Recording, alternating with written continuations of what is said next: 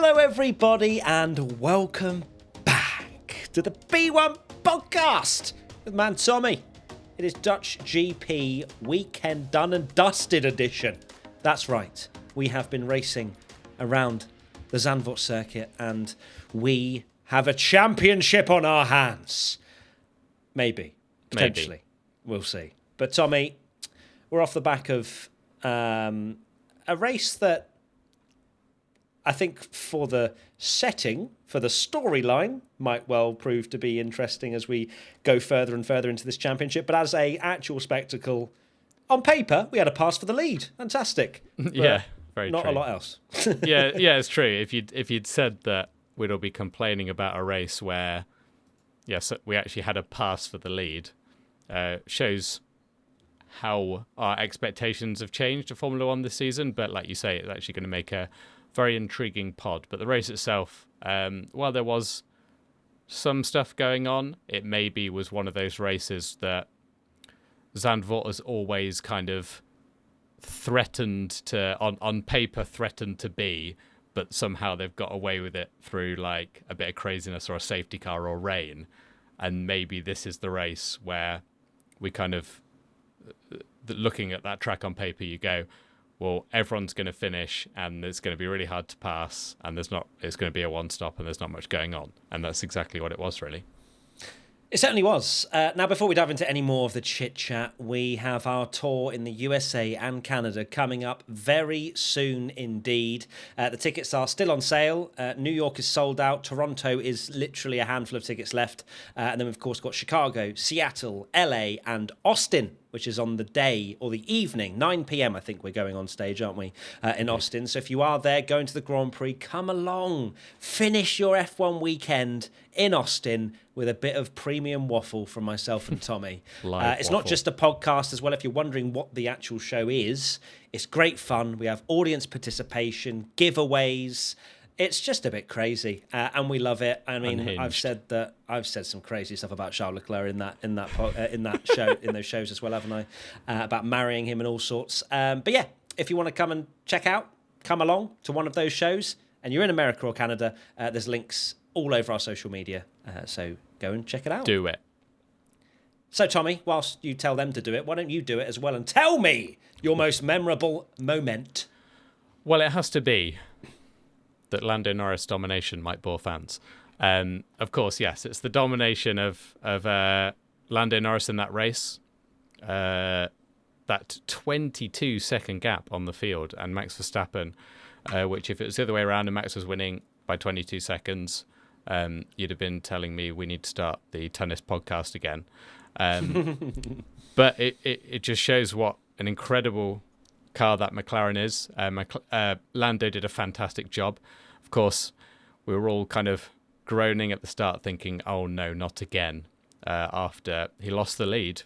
But as soon as he fought it back, it was never in doubt. You know, if he had led into turn one, it would have been even more of a kind of lights to flag dull race, because it never looked in doubt as soon as he passed him. They had so much pace, and it really does make you think about that McLaren and just how good it is going into every single race now, no matter what circuit. And this is maybe, you could argue, what McLaren should have been doing, and Lando, for the past 5 or 6 races, because of course it's only a second Grand Prix victory, which is insane to think about. It certainly is. What a drive from Lando today.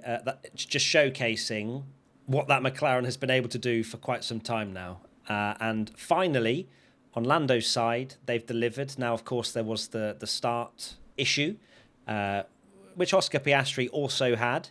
So maybe there was a slight miscalculation on McLaren's side. Perhaps it was something to do with the drivers. Do you think that maybe was it more both. Max having a good start than Lando having a bad start? Because it was very similar to him and Oscar. I guess Oscar lost a place as well, didn't he? So both He did. McLarens just kind of had, weirdly, exactly the same start. Yeah, so second and fourth had...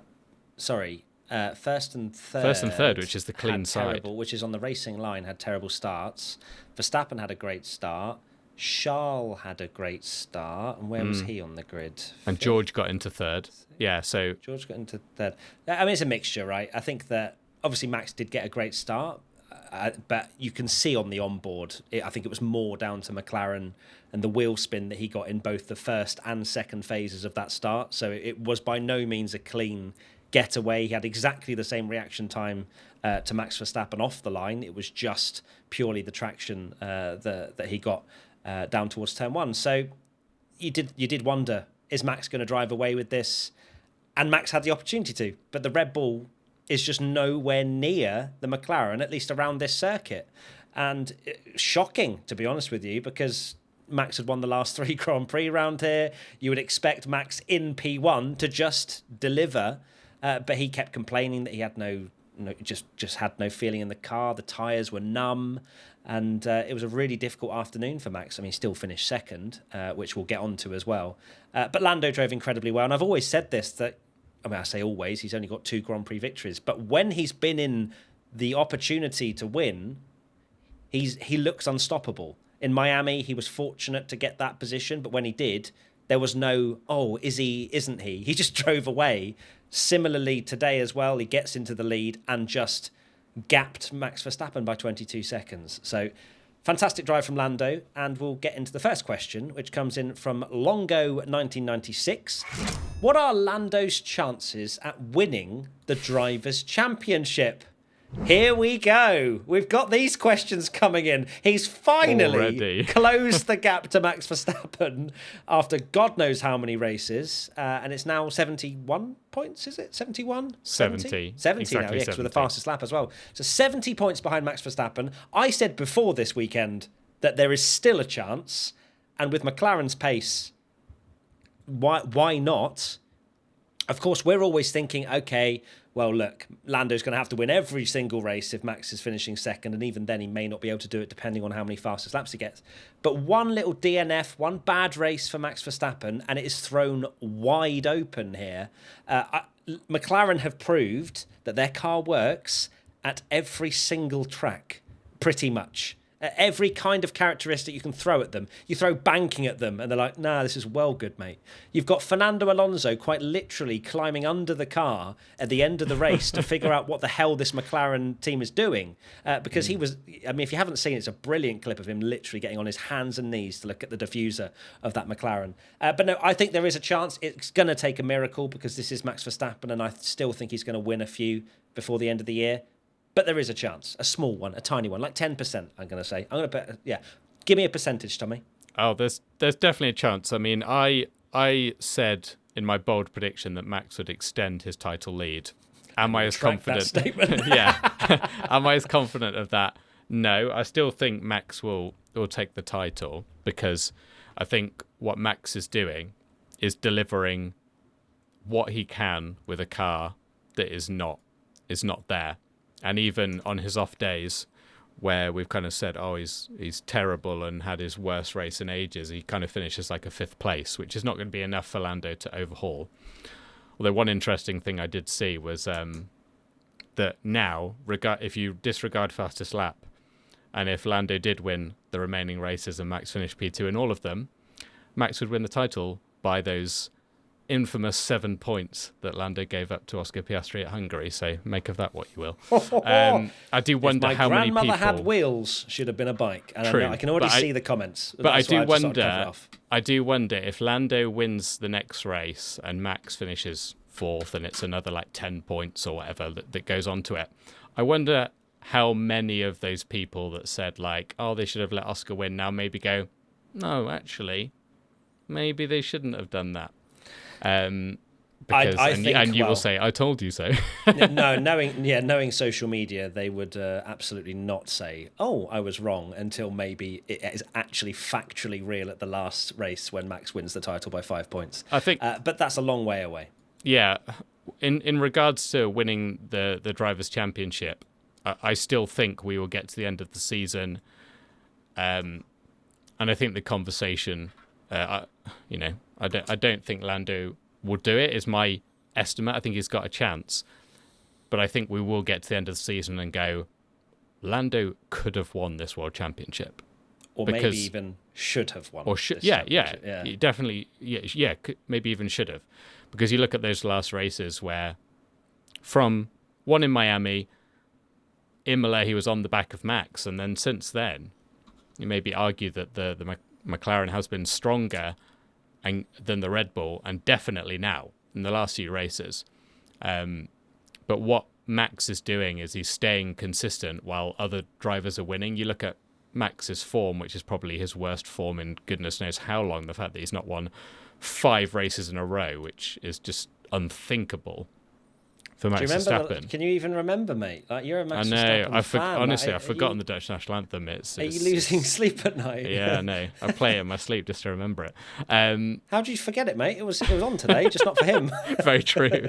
But the funny thing is, those 5 races he's not won, we're having like different winners every time. It was Lando, then it's Hamilton, then it's Piastri, then it's Russell. That's where Max is still able to, like... Lando needs to start eroding that lead big. It can't just be 7 points. Absolutely. Let's go into the next question from Chloe_Flower. Is the Constructors' Championship McLaren's to lose? They have proven they have the fastest car, especially in clean air, or is all still to play for with Red Bull? I would absolutely say that this is a Constructors' Championship to lose for McLaren. They've got a much stronger combined driver lineup in Norris and Piastri. Perez, he's there. He didn't finish that far away from Verstappen in comparison to other Grand Prix. I think it was 17 or so seconds. But the fact that is being almost commended just shows how far Perez has fallen when you're comparing him to Max. Whereas Piastri, he has had an off weekend this weekend, but he's still finished ahead of Perez, and Lando's obviously won the race. So if they keep having these kinds of results, they'll be past Red Bull in 2 or 3 races, and then you've got plenty more to go.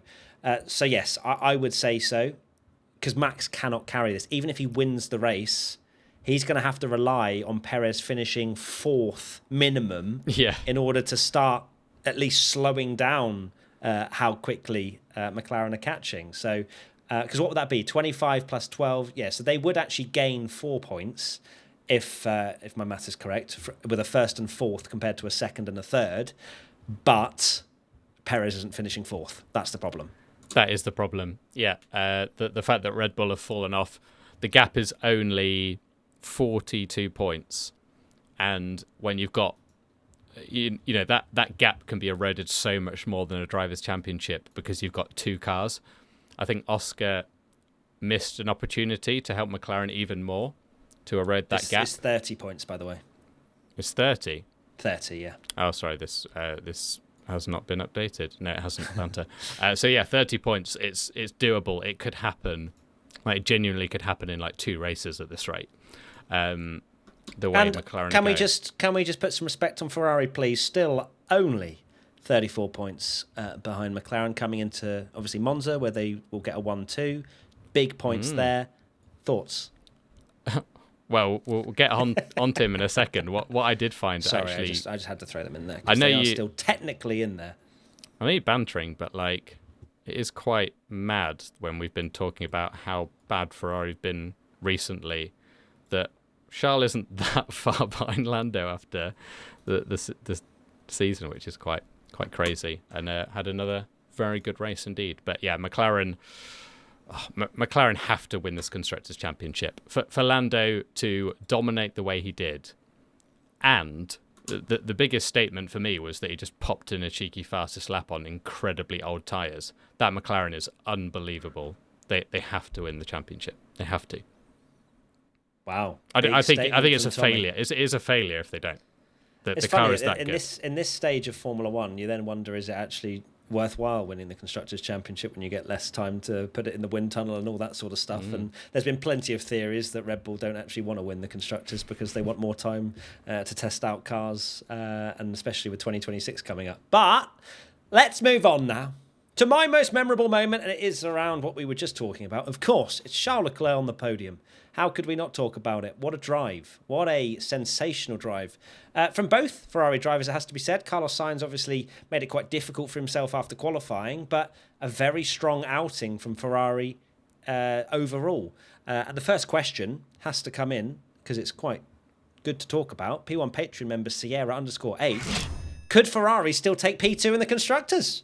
Their race pace seems to be better than I think I think so most of us. What? Their race pace seems to be better than I think most of us thought. Either or. Good words from Sierra. Thanks, Tommy, for checking that question before Ron Bergin did it. Can they still take P2 in the Constructors? That's yes, all it needs to say. Maybe. Yeah. Let's see. I think Ferrari would have to gain a bit more pace, to be honest with you, to be able to challenge for P2 in the Constructors. They're there. They're thereabouts. But they're not going to be winning races. And that's where you get the big overhauls here. So I can't... It's a possibility, but I think it's less likely. And if anything, I see more likelihood of Lando winning the Drivers' Championship than Ferrari getting P2 in the Constructors, just with the pace difference of McLaren and Red Bull, and then Ferrari just that bit behind. Yeah. I mean, we're talking P2 in the title. I would argue that's more, it's more likely for them to finish P2. They're going to finish P2. If they do finish P2, it will be to McLaren, not Red Bull. And then obviously that gap is quite big, and it is difficult for Ferrari to take chunks out of the lead, especially if Max Verstappen is finishing like second, and even if he's not winning, Max is not. You're not going to erode that lead as much. So it's a big ask, not impossible, but I think that would all come down to Perez's form being absolutely atrocious, and Max, that would be a case of maybe Perez not finishing in the points anymore and Max finishing 5th or 6th every week, which if that was the case, then it very much is championship on for that and Lando Norris to win the drivers. So just depends how it really does depend how much Red Bull keep sinking, because boy are they sinking, it seems like. You did that tweet about they won the first race by 40 seconds or something.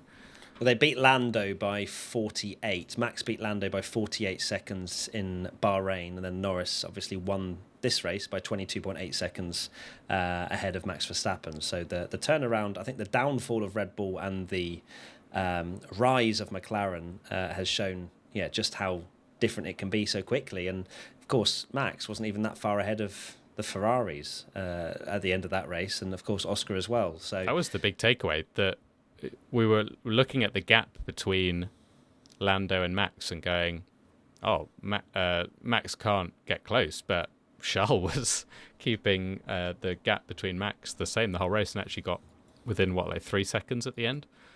So for sure, I think that it just, for whatever reason, it just didn't work for Red Bull. I think we'd be getting carried away to say that Red Bull are falling into the clutches of Ferrari and this sort of thing just from this one weekend, because if you look back to Spa, had Max not had that penalty, he's probably winning the race, and therefore we're just looking at Zandvoort as an anomaly. So I think it's easy to get carried away as a Ferrari Charles Leclerc fan, but I think that they are still quite far behind over the course of the rest of the season that we're about to see. Next question, Phantom Astray. Checo had a decent race. Do you think if he keeps it consistent enough like this, his seat will be fine, or does he need to do better? He had a good race in comparison to what he's done previously. As I say, I think it was around 17 or so seconds behind Max in the end. He didn't fall off anywhere near as badly as he did in Spa.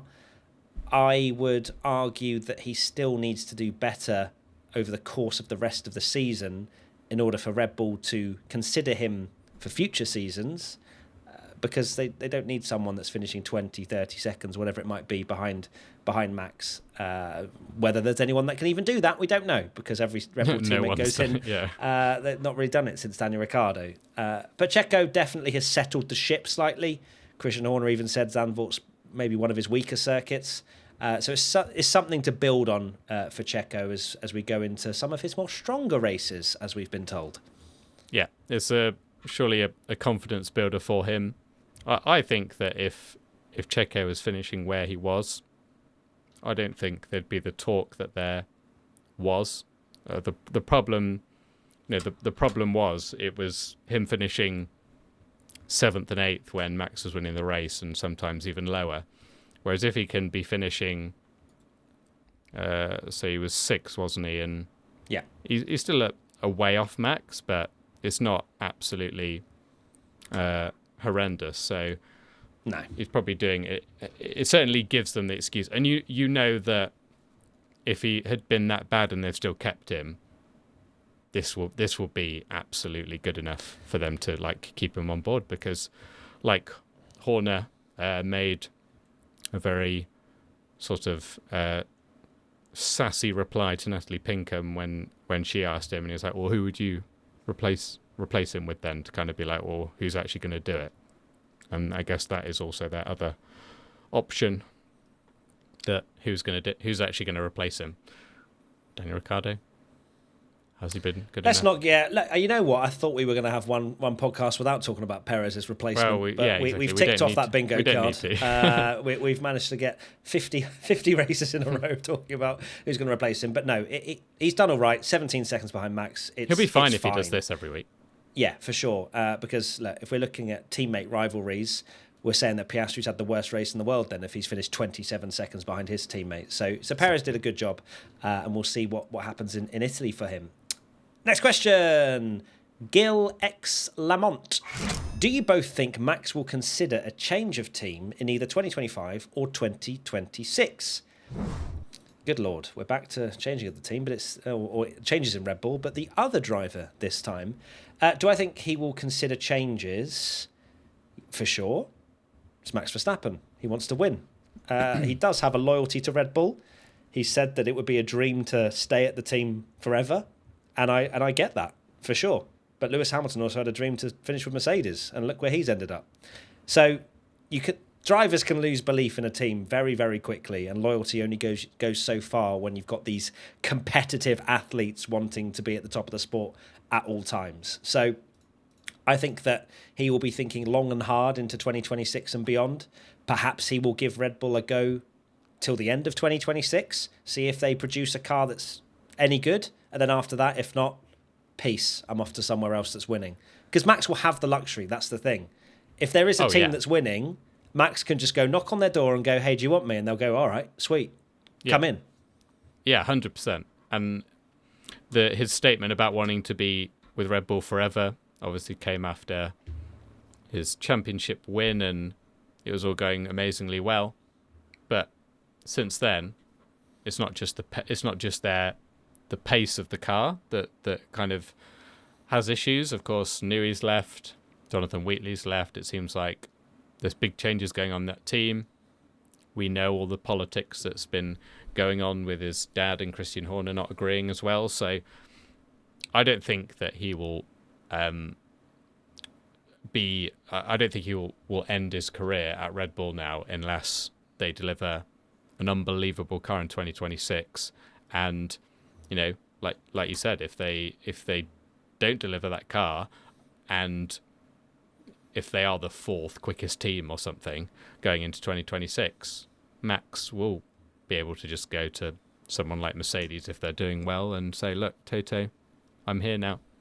Sign me. And he will. He will. And I wouldn't be surprised if he came knocking and then Toto went, all right, George, sorry, mate. I know you were the protege. I know, it's savage, but they're already looking at Kimi Antonelli and all kinds. So I think Max will have the luxury of not having to make these extreme movements, because he will be similar to Hamilton of just ousting a great driver out of the seat, because they are a very, very successful multiple world champion.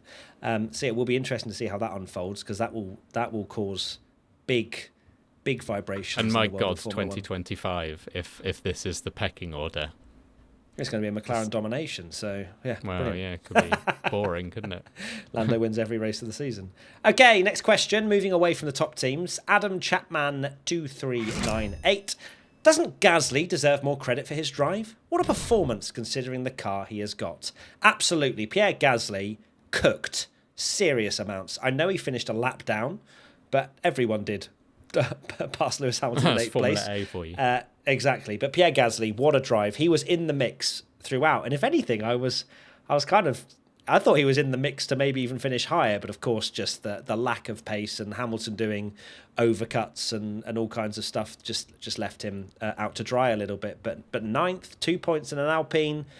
Ocon was just stuck for the entire race because he had a really poor qualifying. But Gasly, hats off. Almost a perfect drive, I would say, for him. It's incredible that he's had an unbelievable drive, but the reality is with Formula A and the gap that they have, that even when drivers like Hamilton and Sainz are behind them, they will come through the pack. And now One way or another, it doesn't matter, does it? Exactly. You can't cover it. Yeah, and now now it's seemingly impossible for Formula One cars to retire anymore. Your best you can hope for is a P9 in a car like that. And the funny thing about Formula One is, and this is something that we've said many times, and Carlos even said it when we did the interview with him, that was really interesting to hear. That could have been his greatest drive ever, and it's a P9. You know, that might have been, he could maybe have even said he drove better than he did when he won in Monza.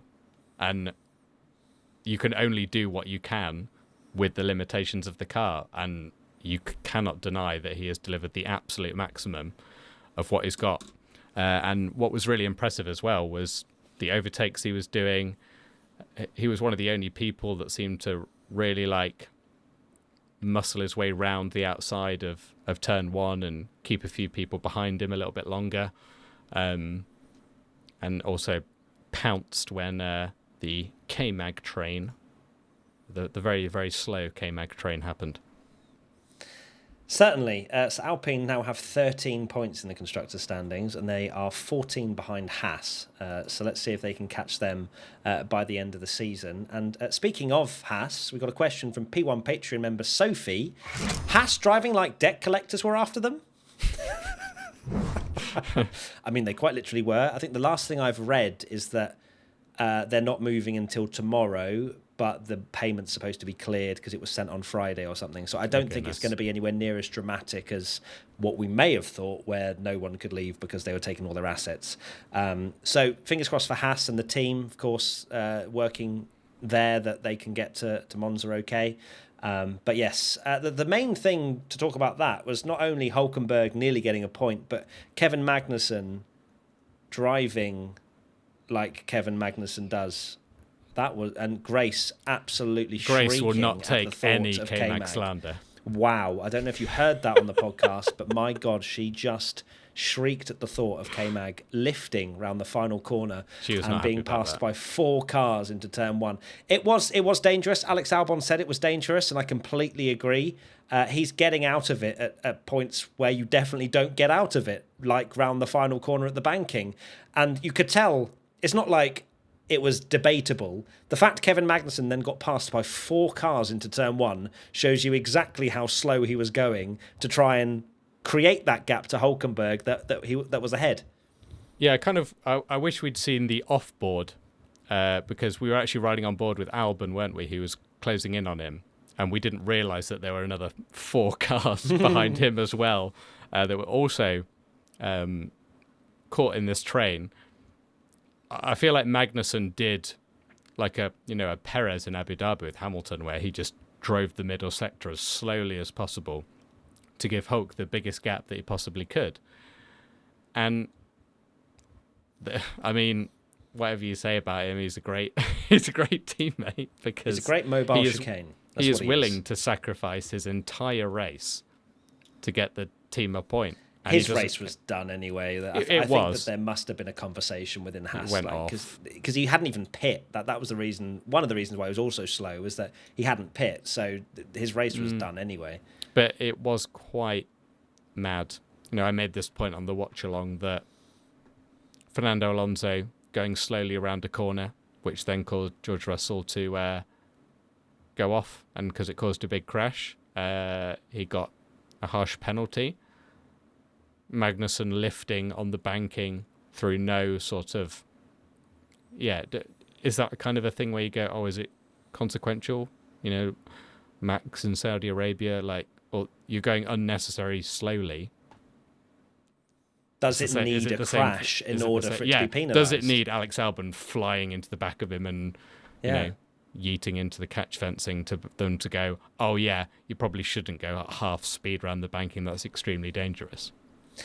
It is strange, isn't it? Because we're all taught that it's nothing to do with the consequence, but it is. It literally is, and that is proof in the pudding in the sense that nothing even happened. It's, it's funny and banter until someone like you get K-Mag being massive plane K-Mag. crash.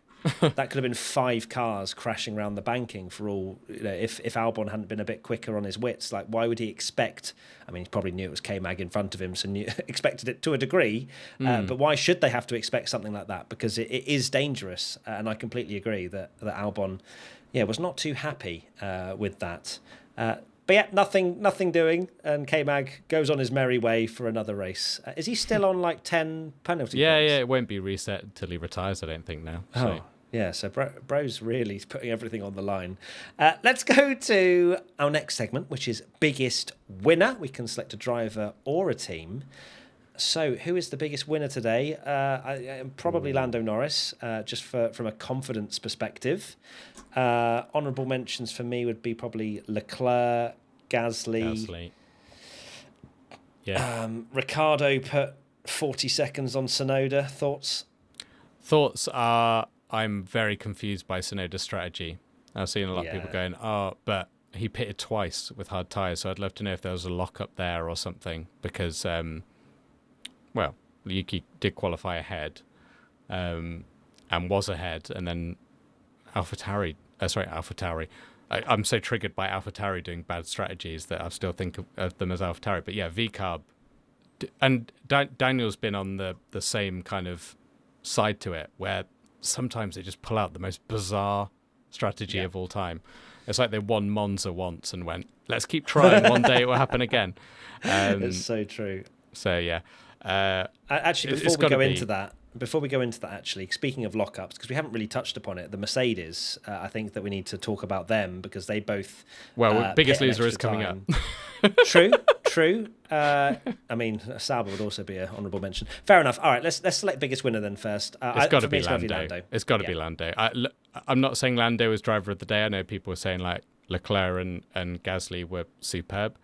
It's very close between the three of them, but I think it's just the statement of intent from Lando to deliver that drive when he had so much pressure going into the summer break. We said he needs to pick himself up and deliver, and for him to basically like deliver that race, even after the start where he went, oh no, deliver that race, set fastest lap, drop us Simply Lovely on the team radio. It was a proper mic drop, wasn't it? Really? I can't believe he said that at Max's home race of all places.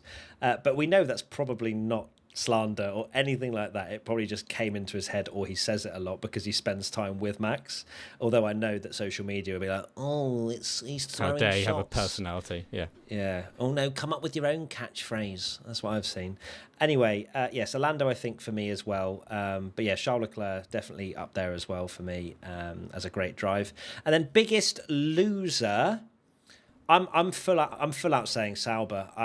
It's an absolute disgrace what they're doing. Like, they are a Formula 2 car at this stage. And I mean, I might even more single out Zhou Guanyu this time. I'm actually going to biggest loser Zhou Guanyu because he was awful, like dreadful. 33 seconds behind his own teammate.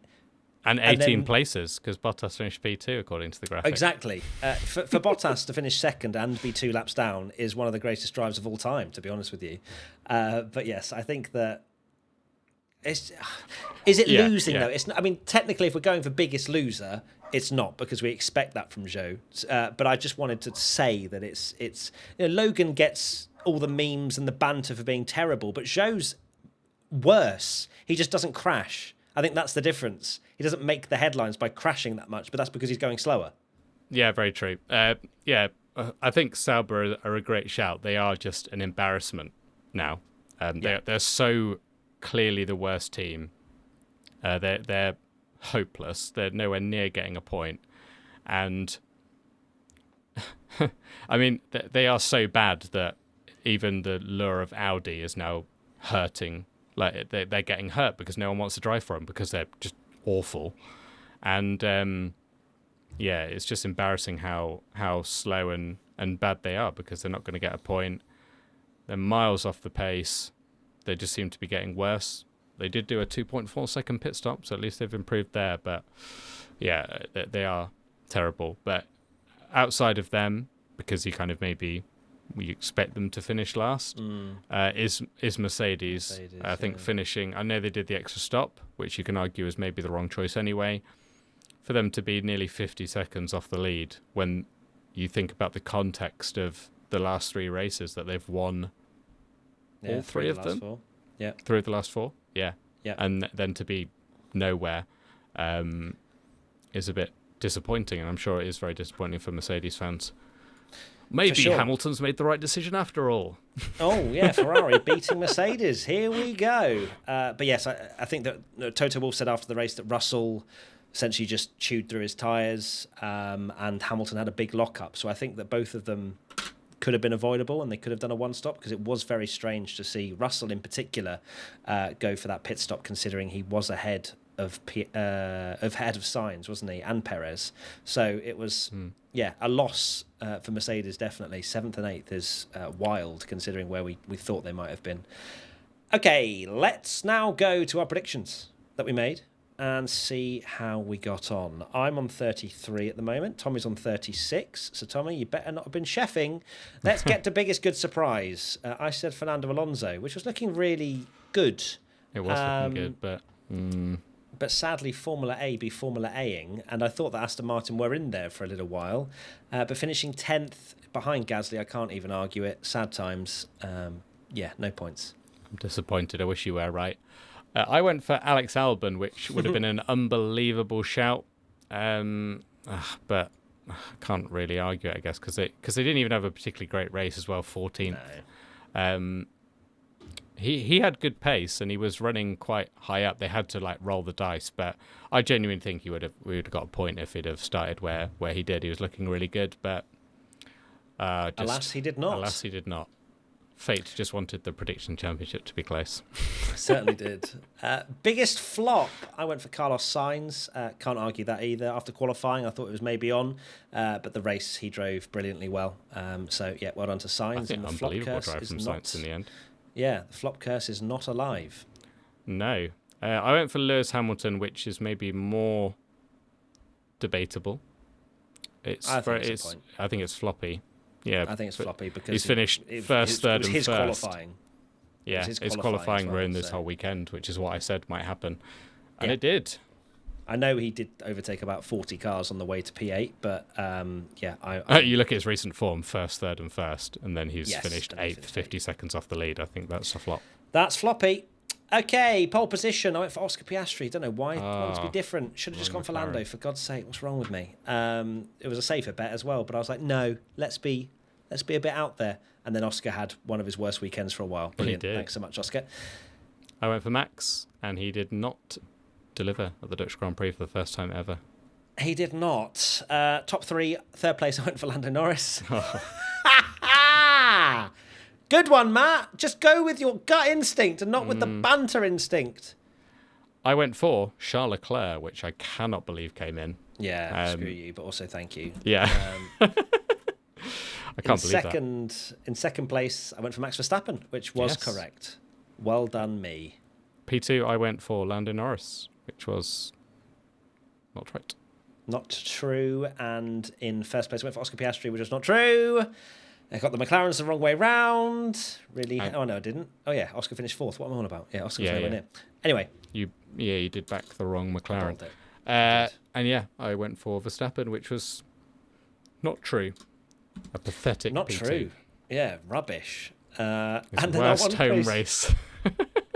Yeah, because you backed him. One crazy prediction, and I really thought I was onto something. I thought it was going to happen. Alonso beats one of the top 4 team drivers on pure pace. Alas, it did not. And then Formula A happened hard. Yeah, I just thought there was maybe a sprinkle of rain that could have activated Fernando Alonso, but no. Yeah, the rain really under-delivered, didn't it? Speaking of under-delivered, I said Zhou outqualifies Bottas, and, he was 1.1 seconds off.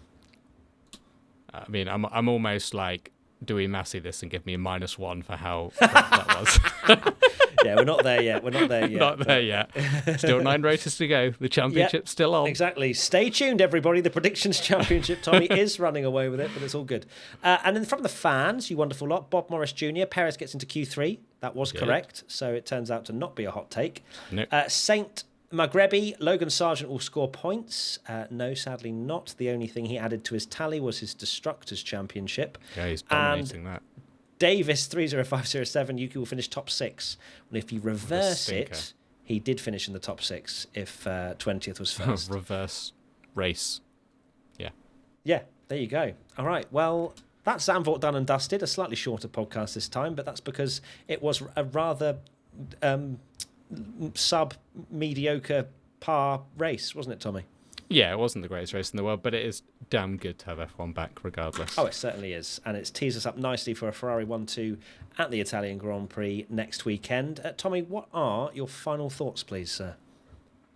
Final thoughts are that... Oh, don't shut off now. No, after my confidence of the bold predictions, I think if we get the same result, like maybe 3 races in a row, I'm going to start to get a bit shaky. Oh, I can't wait. I can't wait for you to be shaky. It feels so long. I don't even really feel like I've seen you shaky, to be honest with you. Apart from Charles Leclerc. This run is actually mad, though. Like, can you possibly have imagined we'd be in this situation where Max hasn't won in 5 races? That seems alien. No, absolutely not. It is alien, and I can tell that you are. There's a little 1% of nerves. Yeah, I'm just finished with F1. It's boring. I don't like it. Oh, God. Okay, we're joking. Please continue listening. And my final thoughts are, tomorrow is Italian Grand Prix race week. I will be insufferable. I will be delusion levels 1 million. So lock in that. Get ready for that. I am so ready for Monza. One of the best races of the season, not in terms of actual action because they all get stuck in a DRS train, but in terms of Ferrari. But if it's Charles Leclerc's DRS train, but if Charles Leclerc wins and it's a procession like Monaco, then it's a 10 out of 10. Right, thank you, everybody. We'll see you very soon. Driver ratings will be out in a day or two. And, yeah, go check out Funniest Tweets. US Tour / Canada is live. Go check that out as well. And that is it. Thank you so much, everybody. Lots of love. Sweet dreams. Goodbye. Goodbye. I don't think I've ever said sweet dreams before, but some people do actually listen to the podcast when going to bed. No. But other people are watching while running or like in the gym. Actually, send us a message. Goodbye. Send us a message. Night. Enjoy your run. Good morning. Enjoy your run. Keep pushing. How was breakfast? What else? I hope you're enjoying school, listening class, chefing up. Send us a message. Let us know what you're doing whilst you're listening to this podcast. Either at Matt P1 Gallagher or at Tom P1 Bellingham or at Matt P1 Tommy, but probably our personals because we're logged in more to that one. All right, take care. Goodbye. What a great outro. Bye-bye. I'm still waving.